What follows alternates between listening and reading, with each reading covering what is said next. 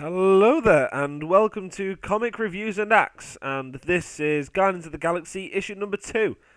Um, Last time we reviewed the Guardians of the Galaxy issue number 1, and I really enjoyed it. I gave it a good solid 9 out of 10, and it was actually really nice, and I hope it follows on for this comic, and so we're going to go through that together. And again, this is all set in part for the whole Marvel Cosmos thing. They're trying to tie the Guardians of the Galaxy in with the Marvel Cosmos Phase 2 that's out in cinemas at the moment. Because we just had Iron Man 3, we got Thor the Dark World coming out, Captain America the Winter Soldier, we have Guardians of the Galaxy next year, and of course we all know that in the Avengers 2, the villain's highly rumoured to be Thanos. And it's nice. It's nice trying to bring it into how everyone views upon it. But anyway, back to the comic. Let's have a look at the artwork. Now, the front artwork is quite sweet. It shows Gamora killing some badoons, all on the front cover there. And yeah, she's stood there looking quite badass. The cover looks quite nice. I mean, the artwork's done quite well. The shades done quite well. So let's carry on. So the comic opens where the last one finished, with the Badoon ship attacking London because Earth was shown to be off bounds.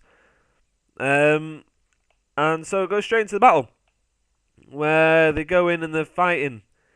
And they're all like, communications are down, and they need to regrow Groot, and they need to recharge Stark's suit. So Rocket Raccoon recharges the suit. And all transmissions are down. He can't contact the Avengers or anything like that. So that means that they have to now. They're on their own. They have to fight on their own.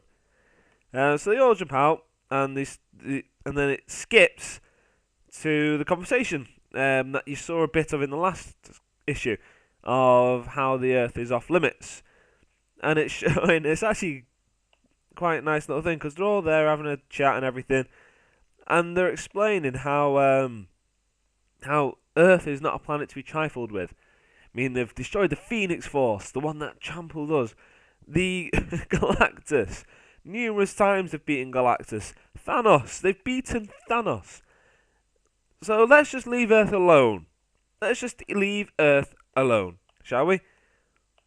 So yeah. So that's the conversation, and then it gets back to London, and the Guardians are fighting the Badoon forces.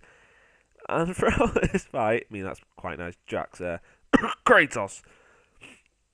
And they're all there having a nice fight. And then this is a nice little moment right here. Hey, Stark, are there any London-based superhero initiatives? Any British X-Men? There's a Captain Britain. Is he any good? Not really. I really enjoyed that. Nice little slide dig at us British there. How we never produce anything good. Dark Knight. So yeah, and then it carries on. It goes quite well, and Rocket Raccoon is just really enjoyable for this. I mean, bam, murdered you, bam, murdered you, and it's really fun throughout this, and it really is nice just to see that how everyone else is like, we need to get this, and everyone else is panicking, being serious, and Raccoon's just going through, going, blam, murdered you, blam, murdered you. And it keeps going back to Groot, and I guess we're waiting for Groot to grow. And yeah, and then Drax gets hit, and Drax the Destroyer goes angry. And it goes through, Rocket Raccoon takes down a ship, Tony takes down another. And then it's going through, ship blows up, and Tony saves Gamora and Drax. And then it goes back to the old mother having a talk to Peter Quill's father, and she's having a talk about everything, about exactly what he's saying, and she's saying, if any of you attack Earth, you attack me as well. So then it goes back to the Guardians and Iron Man back in London, and Drax is not used to being saved. He's normally quite high, and then they get a shot, drop your weapons, and there's a force there. And it's actually Peter Quill's father, the king. and it's his soldiers, and they come down to arrest him, saying, "You had your orders that Earth was off limits. You are now prisoners of war." Well, I'd like to see how that goes, because Iron Man is an Earthling. He was never actually... Technically, Earth was never off limits to him. So they can't really arrest him, because Earth was never off limits to him.